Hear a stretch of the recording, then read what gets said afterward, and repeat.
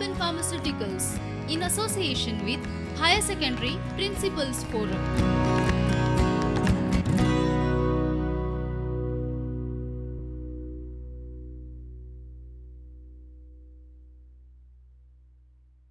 Okay, dear students, it is a golden opportunity for us to learn so many things with the help of Prudent media, which had played a major role in order to bring the education at the doorstep.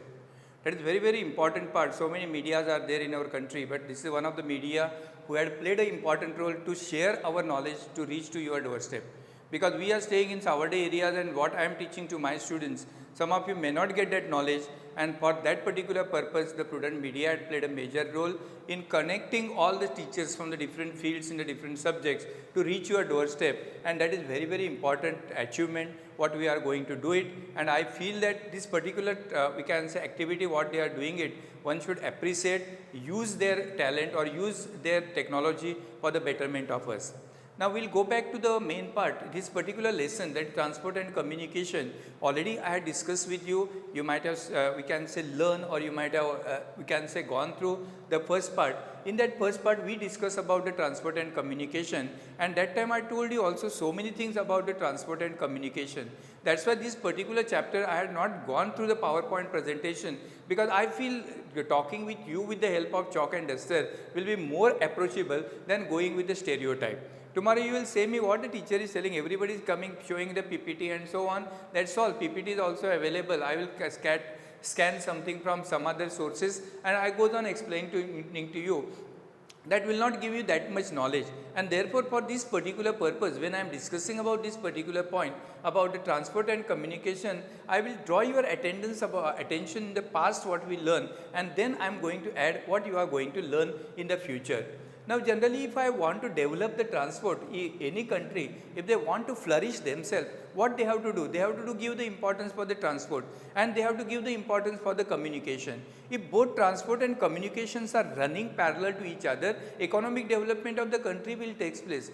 I given you last time one example. I remember when I was small in Goa, and then that time I used to travel sometimes from, we can say, all along the way from Valpai to Panjim. I used to take at least 3 hours to travel, because the bus used to leave at 7 o'clock from the Valpai area, and by the time 10 o'clock that ferry and this one, the bridge was not there. We used to come to, we can say, Beti area. Again we used to catch one ferry and we used to come to the Panjim city. It used to take almost 3 hours to reach from Valpai to Panjim. Imagine, in that 3 hours I am going now 3 to 4 times to Panjim without any difficulty, and everything was possible only because of what? Our change in the system of the mode of the transport. That is very important, and that's why I can say that the economy of the nation will develop unless and until there is no development in the transport. Now generally whatever this transport what I am going to do, already we have discussed these 3 important branches of the transport.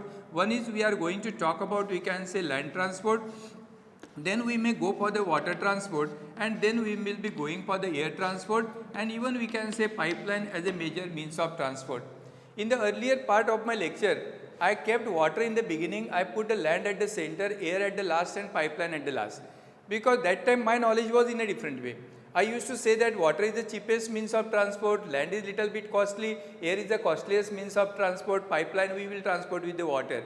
Forget about that particular idea now. Now everything has been changed, and whatever this air transport will be cheaper than that of the land and water transport. You will ask me the question, how it is cheaper in nature? Now you book the ticket 3 months in advance by the air, that will come, we can say, lesser than that of your railways, and naturally within the span of 2 hours you are reaching to Delhi. Why we can say wait 24 hours, that also go by Rajdhani, by spending so much money for the transport, and that's why now we had seen that the transport sector had developed miraculously, and because of that one our industrial development has been taken place. Now coming back to, we can say, this land transport, again we may divide them into 2 branches. One is we are going for the road transport, and second one will be going for the railways, and here we are going to give importance for 2 things. One is the ocean routes, and second one will be inland waterways. In my earlier classes when we were discussing, I told you about the ship canals. Now I am not going to concentrate on ship canals, because ship canals are not developed at all in the country like India. Now go back to the, we can say, these 3 concepts. One is about land transport, water transport, air transport, and pipeline transport. Remember that all the definition what I studied in my school days are totally changed. Now in my school days, my teacher used to tell me that air transport is the costliest means.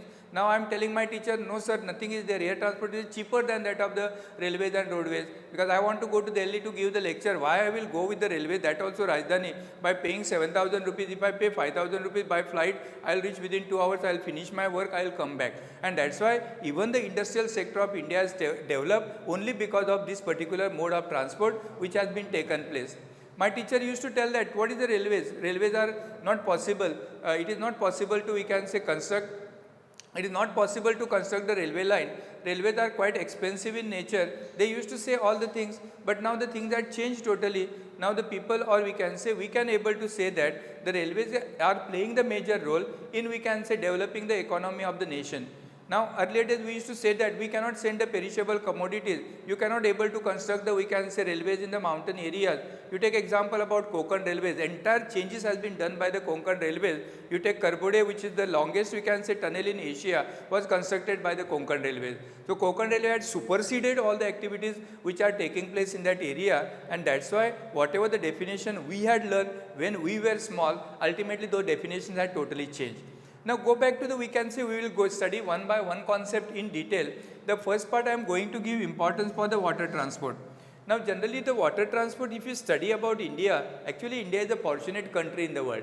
We are having thousands of rivers, but mismanagement of water is done in the India. That is one of the reasons why we cannot able to achieve the world market. This time you see Goa had experienced 200 inches of the rainfall, world record maybe, because we had experienced that 160 inches in 1961, and now this year almost Pedne they recorded at 192 or 198 inches of the rainfall. What we are doing with that water? We are not using that water properly. We have number of rivers. We fight for the rivers only. Either Madai issue you take, Kaveri issue you take, we are fighting. But if we increase the depth of the river and bring the rivers under navigation, I think our economy will flourish like anything. But we are not bothered for that one. And that is one of the reasons why we say our inland transport is not developing in the India, mainly because of this particular part. But don't write all those things as per the exam part is concerned. So we have to concentrate only our syllabus, because what you write the answer based on that we are assessing and we are deciding whether you are eligible to go for the higher classes or not. But this is the practical part what I am going to tell you, that the inland water is developed only in few parts of the India. If you go to the Ganga river system or if you go to Brahmaputra river system, then you take example about Mandvi Zuari river, that some portion of the river will be useful in India for the purpose of the navigation, but that is totally limited in nature. And if you take the data about 14 to 18,000 kilometers, they says it is used for the navigation purpose. You take example about Kerala, backwaters are used for navigation. Those also we are including in the form of, we can say, inland waterways. And therefore inland waterways are not that much developed in the country like India.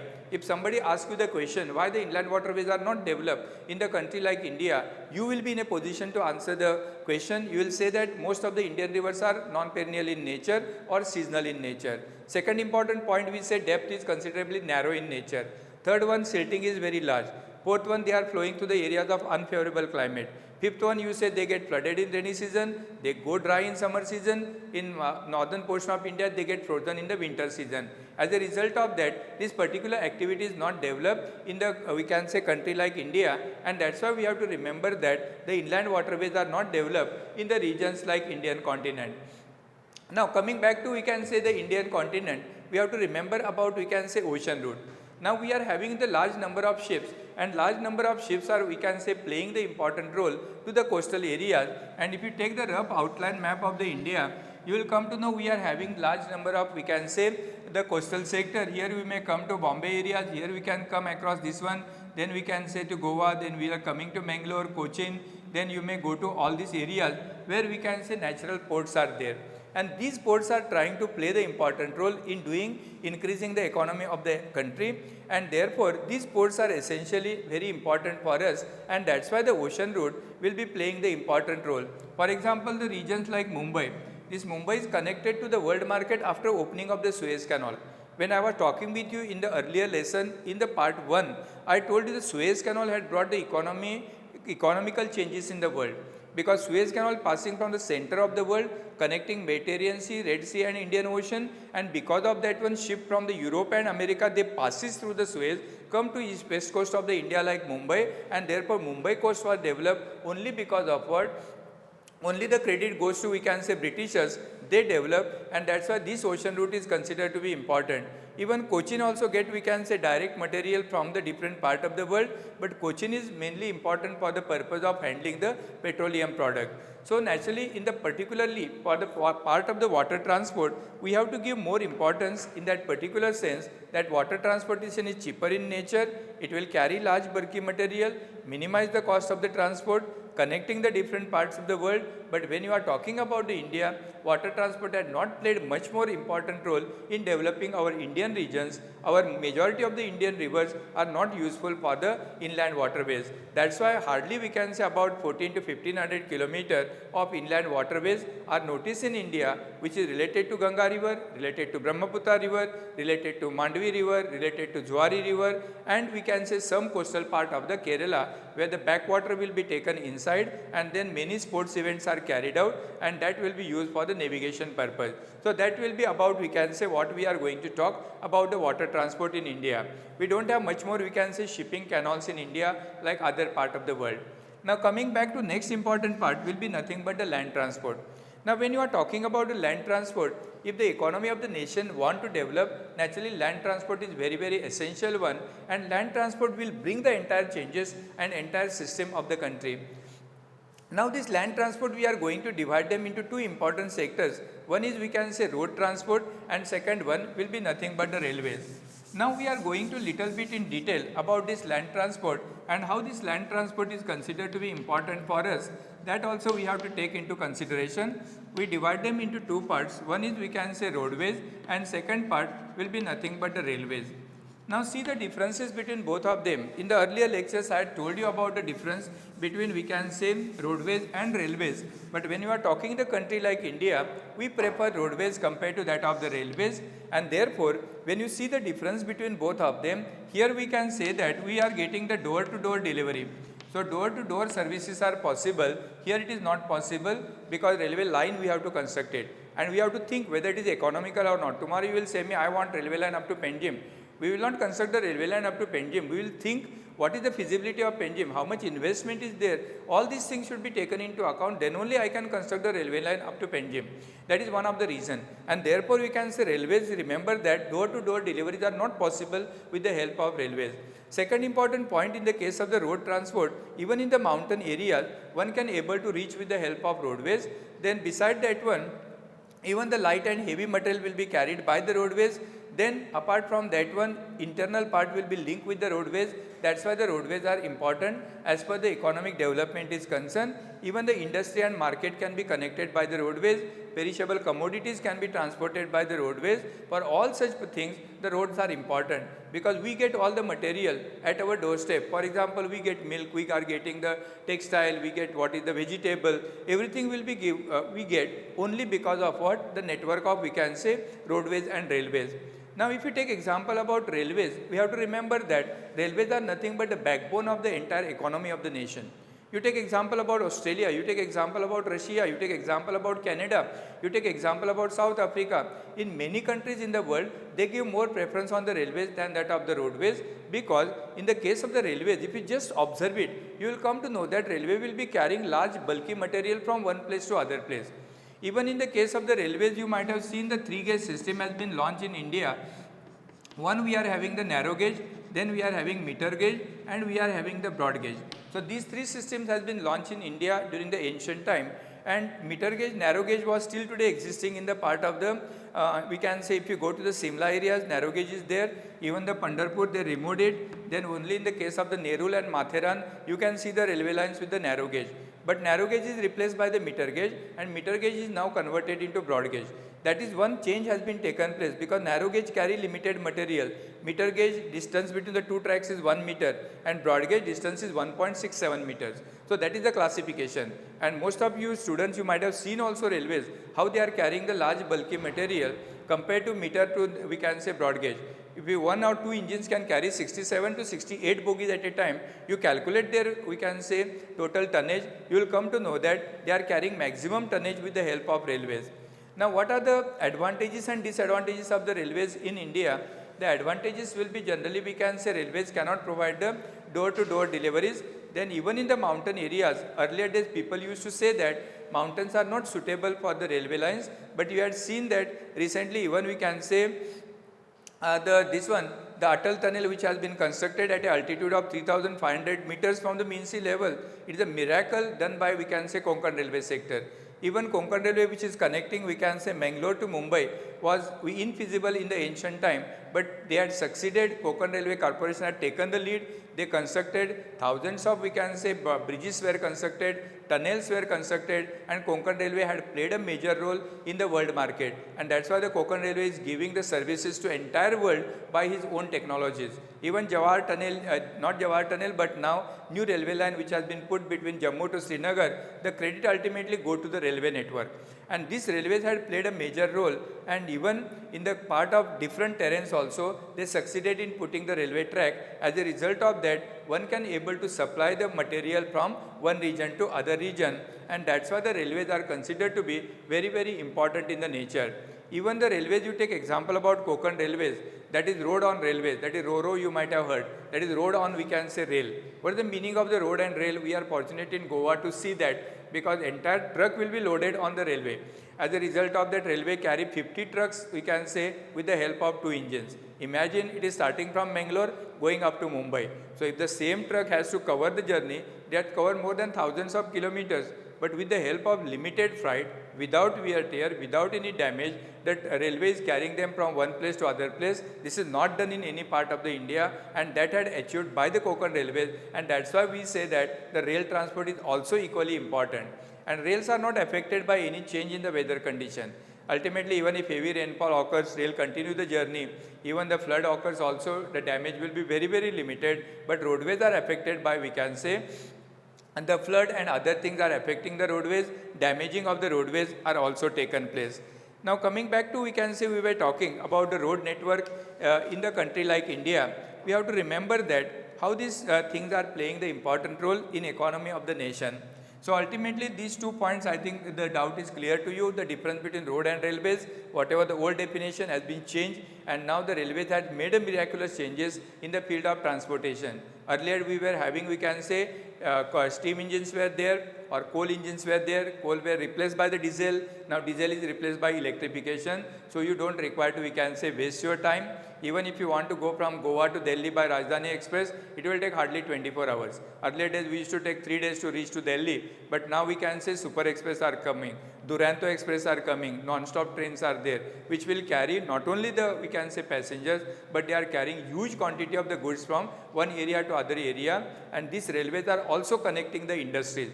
You take Tata Iron and Steel, you can take example about Bokaro Iron and Steel plant, Vishweshwaraya Iron and Steel. All these industries are developed only because of the railway network.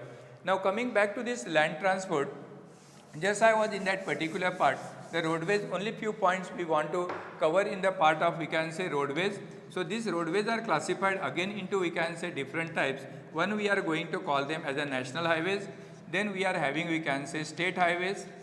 This will be nothing but state highways. Then we are having the district highways. And then we will be having, we can say, other, we can say, rural roads. Like that we are classifying, generally we can say, roadways into these different categories. One is, we can say, national highways. You may be knowing very well, those who are traveling from Goa to other part of the India, or if you start from Belgaum to other part of the India, you will come across the national highways. What is the job of the national highways? They generally connect the state capitals, they connect the major places in the different part of the India, and these national highways are totally managed by National Highway Authorities of India. They are managing these entire highways. But now what happens, PPP system has been launched, which is not given in your textbook, but you must remember it because you are going to appear for any competitive exam. What is that PPP? We can say public-private partnership. This is launched now by the government of India. Government cannot invest now money in everywhere. Suppose you want to construct the bridge, government call the private agencies, they will tell, construct the bridge this one, you collect the toll from the people. So naturally they will collect it and they will manage it. And because of that public-private partnership, the golden quadrilateral, we can say, express highway was launched by the Atal Bihari Vajpayee, who had taken the lead, and because of this leadership, I can see the beautiful national highways are developed throughout the country. And this national highway, generally national highway number 1, which was connecting, we can say, earlier days from Kolkata to Peshawar, now it is connecting, we can say, Kolkata to Amritsar, it is going via Delhi, it will be considered to be again 6-lane express highway.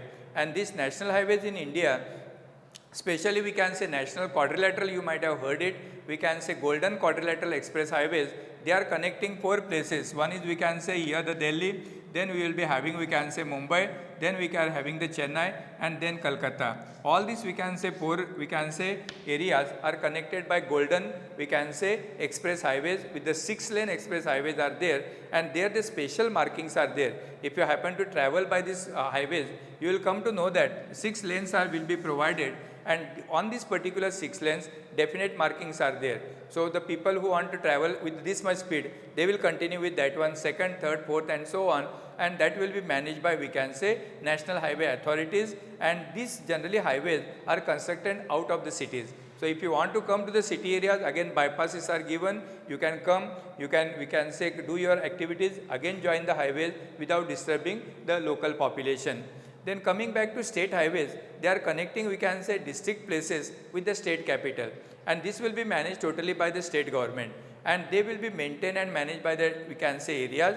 District highways are connecting the district places with the state capital, and then we are connecting to internal roads, that is generally we can say they are connecting the rural areas with the district places. In addition to that one, we are having we can say border roads. You might have heard this name also, border roads. They are connecting the borders of the we can say India, and why these border roads are constructed? The main role of the border road is what? To supply the material to armed forces who are staying away from we can say the main vicinities, and these border roads are constructed up to a height of 3,500. Now Leh you can take example, Manali you can take example, all these areas are connected by we can say the roadways with the help of we can say border roads, and these border roads not only supply the essentials to them, but at the same time whatever the armed forces everything they require, that will be managed by the border roads, and that's why these border roads are considered to be very important in nature. But our condition of the rural roads are not up to the mark. They are both metal as well as non-metal roads are there, and now government is coming with the new proposals, and if you go to many states in India, now concrete roads they are making in the villages. Now why they are making the concrete road in villages? Because if they make the road with the help of tar, maintenance is very difficult one, and therefore if you go to many parts of the Karnataka, you might have seen that most of the roads are mainly with the help of concrete, or even whatever the bridge is there of Goa. You might be traveling from we can say to Penjim, or we can say via we can say the Bambolim. If you are going towards the we can say Margao side, you can see that entire road is made with the help of we can say concrete. Why? Because it will be having the long life, at the same time maintenance is also not required. That is also one important point you have to remember when you are talking about the we can say roadways. Then already I told you about we can say railways, and railways are divided into we can say 10 important sectors for our convenience, and government of India is spending crores of rupees on the railway maintenance, because if you see the railway fares and we can say traveling and bus fares, if you compare, there is a vast difference between both of them. Because in case of the railways, one important point comes is, as the distance goes on increasing, the cost of the transport reduces. But in the case of the roadways, as the distance goes on increasing, the cost of the transport increases. That's why the roadways are quite expensive. But now we can say even with the help of railways, we are transporting light material from one place to other place. So that difficulty is also not there, and even perishable commodities can be transported by we can say the railways also to many other part of the we can say Indian sector. Therefore, these railways had played a major role even in the mountain areas, like we can say Konkan railway sector, Kashmir valleys. Now they are planning to connect we can say the road network from we can say Kashmir to Kanyakumari, and then we can say extreme end of the Gujarat to we can say the border like we can say Assam areas. After that one, the next important part what I am going to talk will be nothing but the air transport. This all of you know it, it is truly global.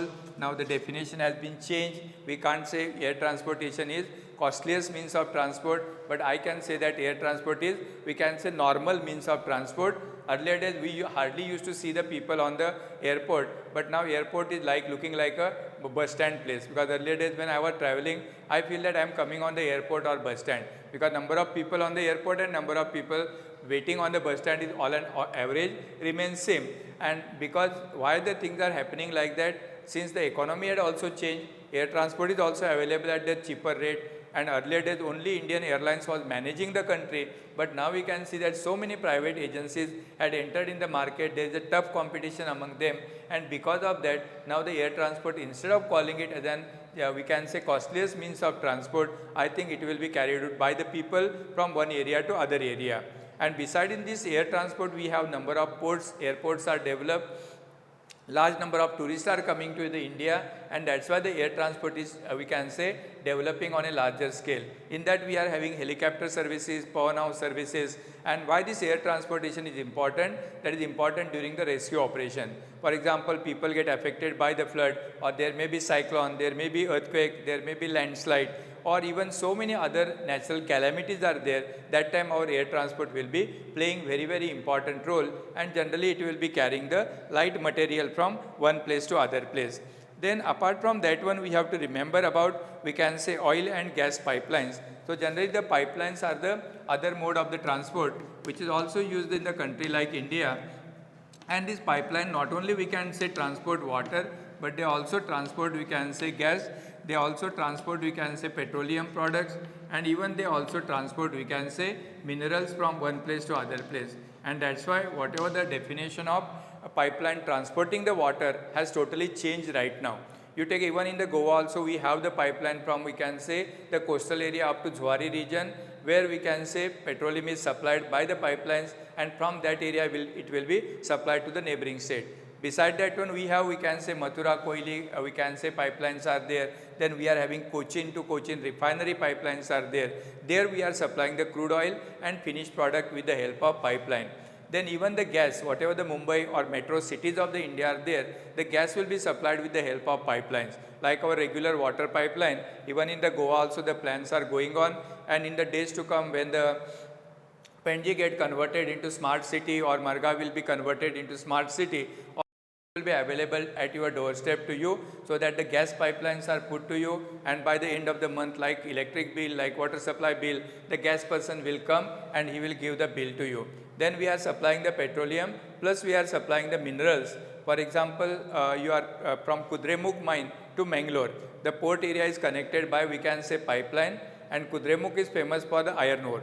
So what the Kudremukh area they do it, they convert the iron ore into powdery form, add water into that one, make the slurry, and slurry will be directly discharged into what? Directly will be discharged with the pipeline to Mangalore port, and in Mangalore port it will be loaded into the ship and sent to different we can say part of the world. So that will be about we can say the pipeline and how they are playing the important role.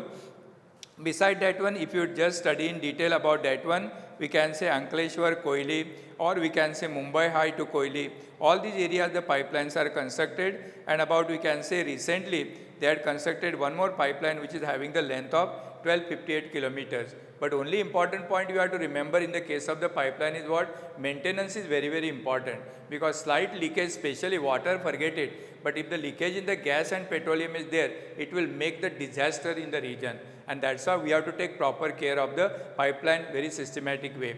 Even the pipeline is used by now construction industries. Many of you are aware that whatever the multi-story buildings are there, concrete can be transported, or we can say by means of the pipeline to that much floor, and ultimately supply will be taken place from that one.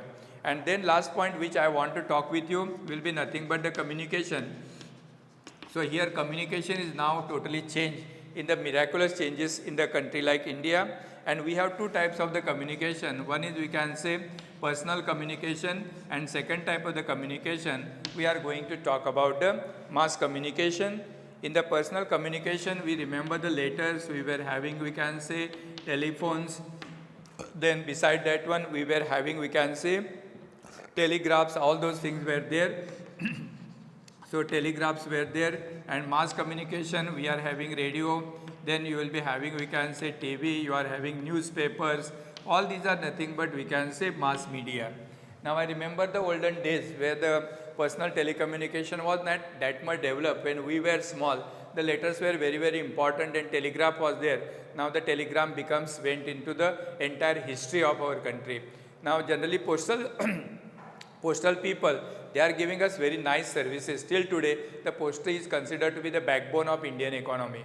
Because earlier days when we were small, I remember when the telegraph used to come, we used to get frightened and we used to just watch the, we can say, face of the postman, because postman used to open that whatever the small envelope was there, and hardly we can say one line the question, one line the letter used to come or message used to come. And sometimes if we can say if the postman tell bad message, he used to we can say bow down his face and he used to go back, and sometimes he used to give the good news, we used to give him something like that. The things were there, therefore postman come in, sometimes we used to feel that like a policeman is coming, correct? So that time it was there, but afterwards we can say things have changed. Even in the case of, you might have seen the movie also, in that we will be having, we can say, so many things that given the idea about the letters and so on. Military people who are staying on the borders, they write the letters to their love, we can say their families, and once they get back the letter from them, how they become happy and so on. All these things you may be knowing it very well. But ultimately the personal communication, letters, telephone, telegraphs are playing the important role in the ancient time. Now letter writing becomes in the history, only we are knowing the messages, and because of the messages our English language is also changing, and many times what we write we also don't know. That is a big story what is happening right now in the part of us. Then another one was the mass media, was radio, TV, newspaper, and all these are considered to be the mass media. Even cinema you can take example, all these are considered to be the mass media which will bring the people together. For example, radio broadcasting, it was started long back, and at that time it was All India Radio. All India Radio become Akashvani. Now radio becomes in the history. Till today there are old people are there who are using the radio, but remember that radio had made a lot of changes in the entire, we can say, country like India. When we were small, there was only one media to get the message by the radios, and still today why our Prime Minister is giving, we can say, Man Ki Baat on the radios, why is not giving on the TV? Because he know that radio is there at the doorstep of majority of the villagers, and communicating the villagers become more easy by means of the radios. Now TV is another media, newspaper is also going in the history day by day, because our media channels are changing, everything is available on the net. As a result of that, this particular part you have to remember as per the communication field is concerned. And now we had seen that the satellite communication had also played a major role. As a result of that, one can able to see the entire situational changes. For example, where we are using this communication, I want, we can say, cab, or I want, we can say, one vehicle. Earlier days I used to stand on the road and I used to see any rickshaw is coming, I used to make the hand, then I used to ask him, I want to go from one place to other place. Now the things are changing. By means of communication, I can sit in my room, I can book the cab, I can book the Ola, and then the agency will tell me whether the vehicle is available nearby the areas. The person will come at your doorstep and he will take and drop you also without much more, we can say, difficulty, and safety is also there. And that's why we have to remember that this transport and communication had played a major role in order to bring the changes in the different fields. And that these both the things, when I want to compile the entire thing, I just want to tell you about transport and communication, what you learn in the earlier lesson. Certain things are here itself, and depending upon type of the question, when you are writing in the exam, be careful in that particular part. If they ask you about India, switch on to the Indian, we can say, continent. If they ask you about, we can say, about the world, we can say switch about that one. So transport, you have to remember different modes of transport. One is land, water, air, and we can say pipeline. Land transport division, roadways, railways. Water transportation division, ocean routes, inland waterways. Then we are having the air transport by different means, and the pipeline. And then last and most important part will be communication system. One is the personal communication and second one is mass communication. And this entire thing will be giving you the brief idea about how the transport and communication taking place in country like India, and that will be giving you the brief idea about this. I will complete this with a particular chapter. I must thank the medias for giving me an opportunity, because I am working last, we can say, 32 to 33 years in the Chandrabhaga Higher Secondary Savarde, but I am getting an first time opportunity to express my ideas in front of you. Maybe there are mistakes, you can communicate to us so that I can rectify myself. I can't say that I am an expert in that field, I may go wrong also, but this media is passing to every doorstep. By means of that, I will come to know also where I am making the mistake. So I must thank to all the, we can say, team who are supporting us and encouraging us to come forward. We can say working from 9 to 3 o'clock or 4 o'clock tirelessly is not an easy job. but they are contributing, that's why. So one should appreciate their efforts and thanks to them for reaching to your doorstep. So thank you Prudent Media for giving me this opportunity. Prudent Scholars, powered by Lupin Pharmaceuticals. अब आपकी सुरक्षा आपके हाथों में। ल्यूपी safe hand sanitiser, आपका और Chennai super Kings का first line of defence. अब आपकी सुरक्षा आपके हाथों में। ल्यूपी सेफ हैंड सैनिटाइजर, आपका और चेन्नई सुपर किंग्स का फर्स्ट लाइन ऑफ डिफेंस। अब आपकी सुरक्षा आपके हाथों में। ल्यूपी सेफ हैंड सैनिटाइजर, आपका और चेन्नई सुपर किंग्स का फर्स्ट लाइन ऑफ डिफेंस।